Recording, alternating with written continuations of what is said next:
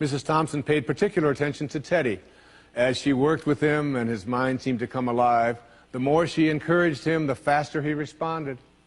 By the end of the year, Teddy had become one of the smartest children in the class, and despite her lie, became one of her teacher's pets. A year later, she found a note under the door from Teddy telling her that she was still the best teacher he ever had in his whole life. 6 years went by before she got another note from Teddy. He then wrote that he had finished high school third in his class, and she was still the best teacher he ever had in his whole life.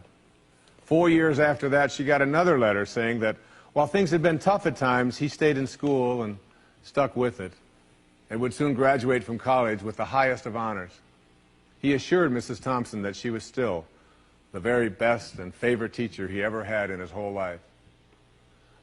Then 4 more years passed, and yet another letter came.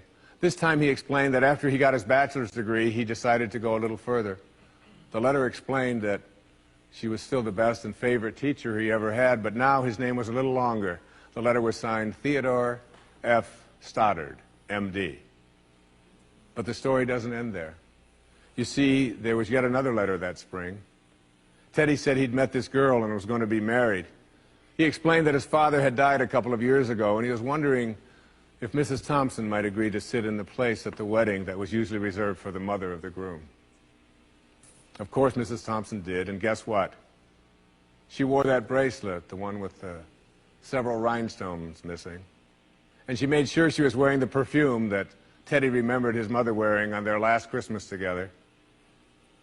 They hugged each other, and Dr. Stoddard whispered in Mrs. Thompson's ear, "Thank you so much for making me feel important and showing me that I could make a difference." Mrs. Thompson came with tears in her eyes and whispered back, "Teddy, you have it all wrong. You were the one who taught me that I could make a difference. I didn't know how to teach until I met you."